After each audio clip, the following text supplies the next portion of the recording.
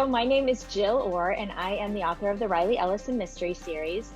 And today I am so excited to be here talking with internationally best-selling author and my dear friend, Laura McHugh. Laura is the author of 4 novels, The Weight of Blood, Arrowwood, The Wolf Wants In, and the highly anticipated What's Done in Darkness, which is what we're going to be talking about today. Laura has a laundry list of accolades to her credit, and I'm just going to go ahead and read her bio, mention some of them here. She is the internationally best-selling author of The Weight of Blood, which was the winner of an International Thriller Writers Award and a Killer Nashville Silver Falchion Award for Best Novel. Arrowwood was an International Thriller Writers Award finalist for Best Novel, and The Wolf Wants In. Laura lives in Missouri with her husband and children. So that is just a small sampling of all the wonderful things that Laura has done in her career. And I can attest that when I have been to writing conferences with Laura, there's always a big buzz when she's in the room. She has tons of readers and fans, and people are always anxious to talk to her about her books, as I am here today. So we're going to talk about What's Done in Darkness, which comes out on June 22nd. It's very exciting. I have had the pleasure of reading it. It is amazing. And in typical McHugh fashion, it will, send shivers down your spine and keep you up all night reading. I can definitely attest to that. So without further delay, hi, Laura, how are you? Hi, Jill. I'm so excited we get to do this together. Jill and I know each other. We go way back. We became friends when we were both querying for agents for our first novels, way back, however many years ago. We won't say how many years. It's been a while. But this is especially fun for me to get to be here with you and do this. So thank you. Me too. Yes, this just feels like our normal weekly coffee meetup. So just with an audience today. So this is fun. Okay, so the book is coming out very soon. I suppose by the time this airs, the book will be out. And I just wanted to get started asking kind of the typical question, what inspired you to write What's Done in Darkness? Yeah, my books are often inspired by true crimes, as you know. And this book it's set down in the Ozarks, and it's about a young girl whose family joins this almost cult-like church in this isolated area down in northern Arkansas. And she's really not into this kind of lifestyle. It's a very strict lifestyle where women and girls have to follow these very strict rules and wear the long dresses and be obedient and all of that sort of thing. And she really wants to escape this more than anything. But before she can find a way to do that, she is abducted from their farm and released a week later, found alive. Case was not solved. And the book really begins about 5 years later. She's trying to, go on with her life when, of course, someone shows up to say, you know what, there's this other girl missing. It seems very eerily similar to your case, and I want you to come back home, come back to the Ozarks and help me find this missing girl. She does not want to do. So that's a setup. And the crimes that inspired it, there were 2 categories of crimes that I was really thinking about that came together. One is stories that you see in the news of women who have been abducted and not believed. Their stories really questioned. And that's happened multiple times, more times than I would have imagined. Some women are accused of pulling a gone girl when actually they have been abducted. And then later it's proven that it happened. And one case that I found particularly interesting was the case of Sherry Papini. And I don't know if you remember this from the news. It was in California a few years ago, and she was abducted while she was out jogging. And she was missing for about a month. And I think it was Thanksgiving morning, and she was released at the side of this highway. And she was in terrible shape. She had a crazy kind of story that was also kind of vague. She did not have a lot of details about what had happened to her, about her captors. And it all sounded a little bit like, is this what happened? What really happened to her? And so I kept wondering, what really happened in these situations? Like these women who are taken and then they come back, what really happened? And it's hard to know exactly what the whole truth is there. And so that was that was part of it, with Sarah Beth being abducted in the story and then let go. The other part, the kinds of crimes I was thinking about, are crimes about kids who are isolated and abused or killed by their own families. And that's something that I see in the news all the time. And it might be foster kids, it might be, their biological children. A lot of times, these kids have not been seen by anyone outside the family, sometimes for years. And one thing that these people will do in these abusive situations, they will claim that their children are homeschooled. And whether they are or not, I'm sure some of them legitimately are being educated, some maybe not.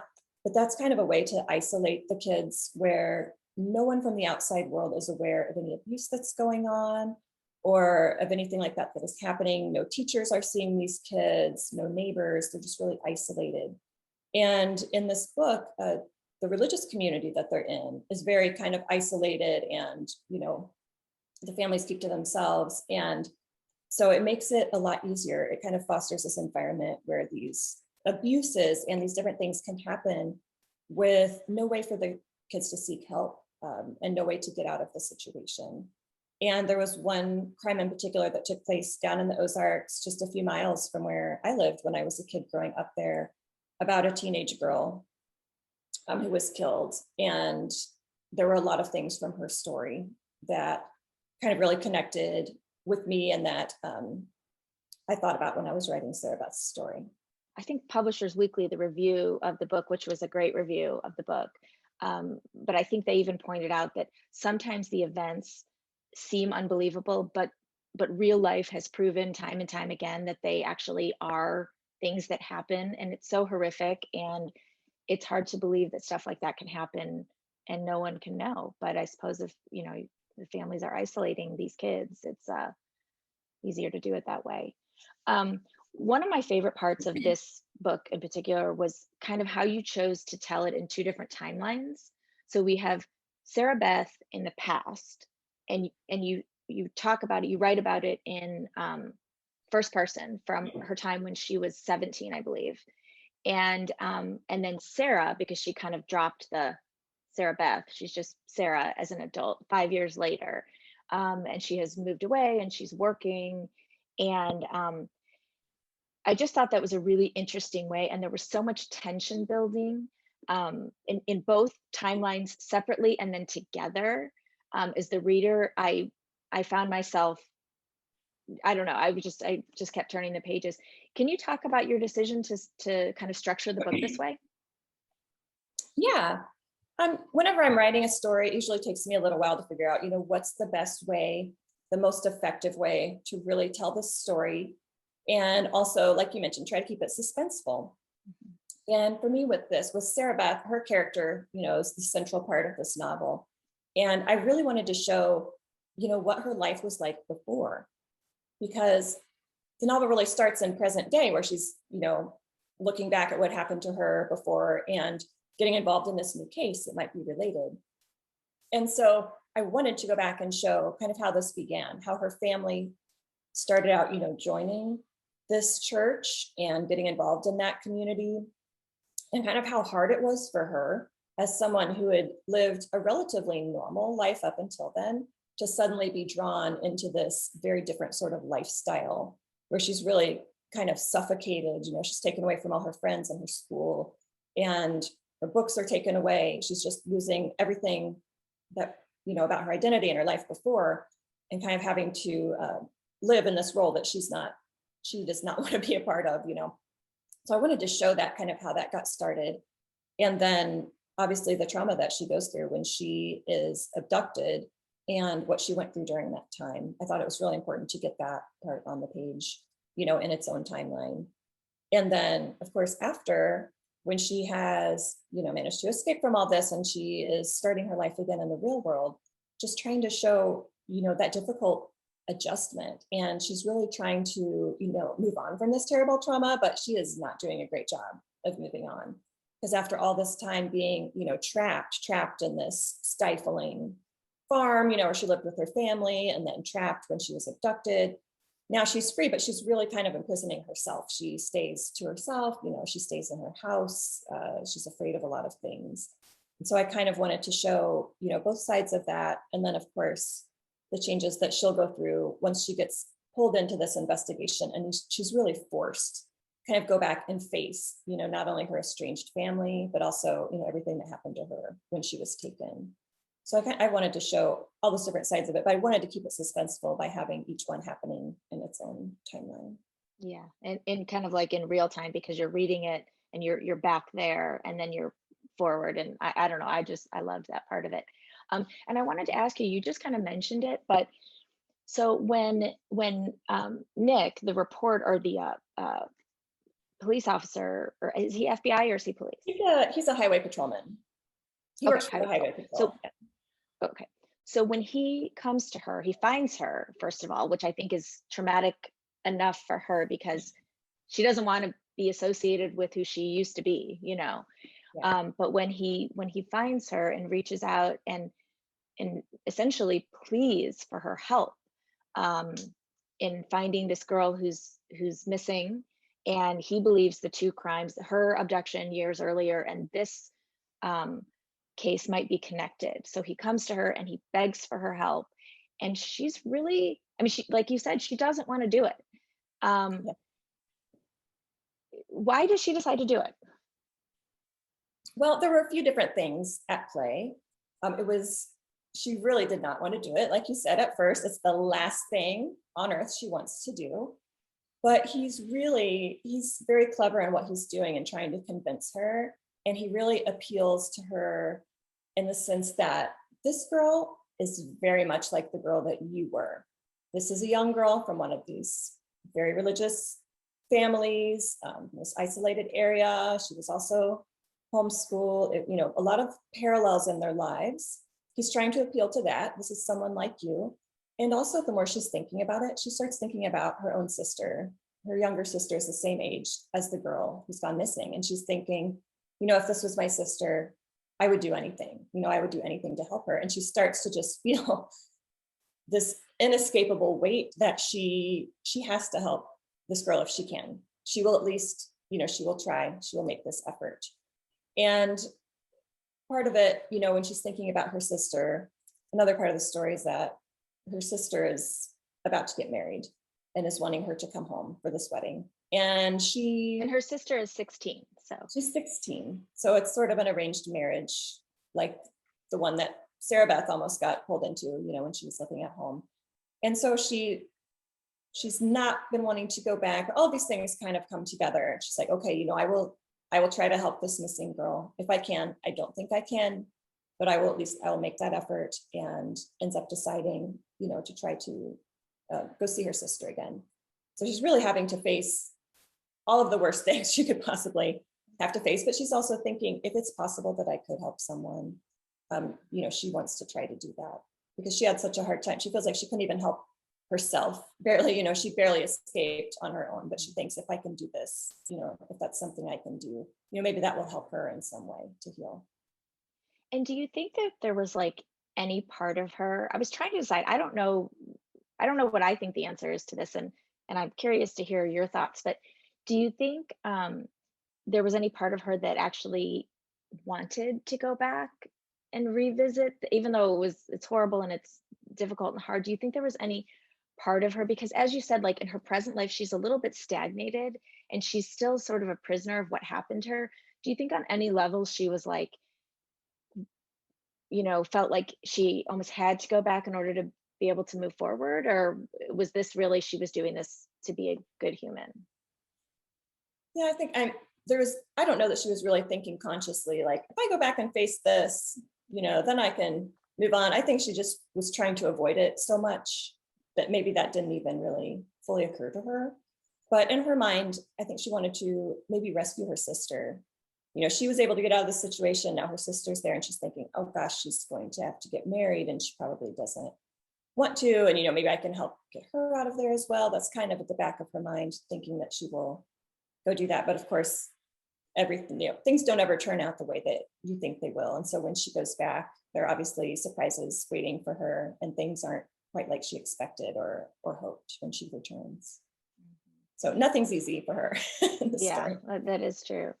But she's a great character. She's really brave, and she kind of fights those demons that she has. You know, she's not a superhero brave. She's not like, I'm not afraid of anything, but she's willing, I guess, to face those fears, to go back, to kind of do these selfless things like helping the, hopefully trying to help this girl and then trying to help her sister as well.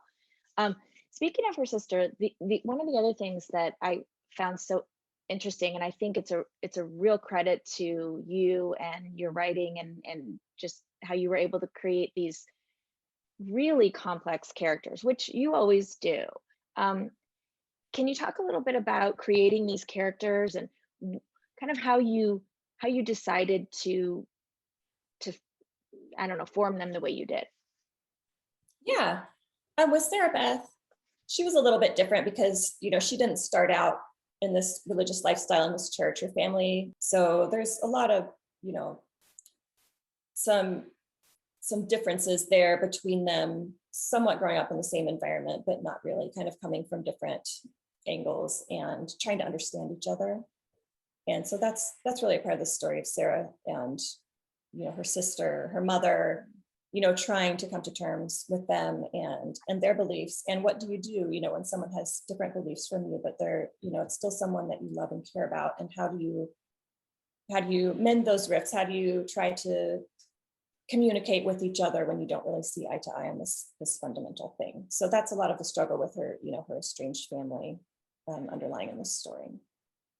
Yeah, I thought that was, I don't know, I was, as a person reading it, I was thinking, gosh, I would never want to talk to my family again if, I had been through what she's been through, but she doesn't quite feel that way, and I just thought that was a really interesting struggle and very real. Um, and and also, kind of the way you created this world that they lived in. Did you do research into these kind of religious groups and these kind of churches? I know you grew up, um, for part of your childhood in an area, in the Ozarks. And did you do research? Do you know it from firsthand experience? Like, how did you? I mean, it's so real, and I just wonder how you got those details and you kind of got the vibe of it. Yeah, I mean, I took part of it from just real life experiences and part of it just from pop culture. I mean, everyone's probably seen the Duggar family, 19 kids and counting, the reality show. They live down in Arkansas. Um, it's a certain evangelical church that they belong to. So I've seen a little bit of that.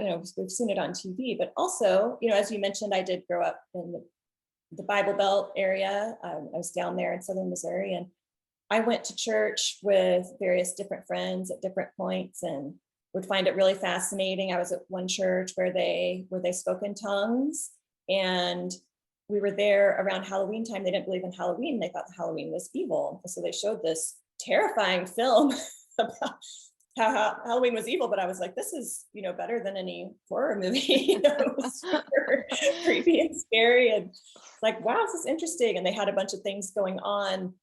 The fact they didn't celebrate Halloween, but they were doing all these other things that were like real things that I found even more frightening than all the made Yeah, up right. Halloween. And that really stuck with me. And not to criticize, their church and their religion. These are their beliefs, but just as a child going there with a friend, and being young, just observing it from that sense and not really understanding, the religious basis of it. I was just seeing these activities they were putting on for the children. And for me, it Right. was just like, oh my gosh, what is this? It's very interesting. It's very different from what I was used to. And so just little things like that would stick with me. And I had neighbors at one point who were part of an evangelical church, and the girls wore the long dresses and had the long hair and were homeschooled, and they were just the sweetest, most polite, big smiles, wonderful kids. They all were, but there were little things that I would observe. I'm always out there observing. I'd be out there playing with my kids, and they would come play. And I could not say a bad word about these children. They're wonderful, wonderful kids. But just there were certain things they would say and things that I would observe happening that I would just kind of file away. It was just very interesting to me, just a different sort of way of living and a different outlook on things. And it's very interesting. And I wanted to incorporate, some of those ideas in the story. But of course, when I write, and it all becomes fiction. And so, the church the Holy Church of the Holy Rock in the book, it's not a real church. It's not based on a real church. And so some things that go on there, it's not necessarily a reflection of real things that would happen at a particular church, but just that general idea. It's one of those patriarchal sort of cult like churches where, I mean, that's just how it is at this church, and the women have to be submissive and the girls, are really trained to be wives and mothers. And that's just, it's all fiction. That was what I was going to ask you. Was the Guide for Godly Girls, was that real, or did you write that? It was not real. However, you can go online and find sort of similar, obviously not quite like that, but just these sort of lifestyle rules that these groups might live by. And maybe they shun, vanity. They might not wear makeup or jewelry, and, can't cut their hair, and they have to wear, modest clothing, and maybe boys and girls can't go swimming together, and just, or they can't, there's no dancing, there might be all these different types of rules. And so I was kind of looking at those things and kind of coming up with the Guide for Godly Girls, which, Sarah Beth's mother gives her and her sister. And that's right. Sarah Beth does not take kindly to this, this book of rules. You said she wasn't buying it. She had glimpsed a different world before that she was more interested in. Yes. So this is your fourth book, and obviously it's very exciting that it's come. That, I don't know. I think writing 4 books is a great achievement, and I have had the pleasure and honor of kind of watching you with each one. But I wanted to kind of ask you, or have you talk about, does it get easier writing the 4th book? Is it any easier than writing the first book, or harder, or different? Or like, how is the process of like actually creating your books and characters changed or evolved as you've evolved as a writer? Yeah. And I mean, all this, you've written more than 5 books now. At this point, you know how it goes. But I would say, I think we agree on this, it does not get easier. It Not for does me. not necessarily get easier in any way. However, each book is different, and some books are easier than others. It's not necessarily like each one gets easier and easier. I might have the next one might be really hard, but this one was not too bad. But usually I run into different problems each time. Like I might think, okay, I have this problem with this book. I know how to get around that. That won't happen next time. And then when I'm doing that, I run into a completely different problem trying to write the book. And that's just something that happens. But the one thing that has gotten better at this point, I know how the process works. I know I'll get through it. So I still get stuck. I still have the self-doubt. I still think this is the worst thing I've ever written. I still think, oh gosh, I don't know what's going to happen next. I don't know how it's going to end. What am I going to do? I go through all of that, but now I know it's a cycle, because somehow you always get through it. You always finish the book. The book comes out. Over time, you start to realize, oh, that book isn't so terrible. That book wasn't so bad. But when you're in it, it feels terrible. But now, having been through it so many times, I know that happens every time.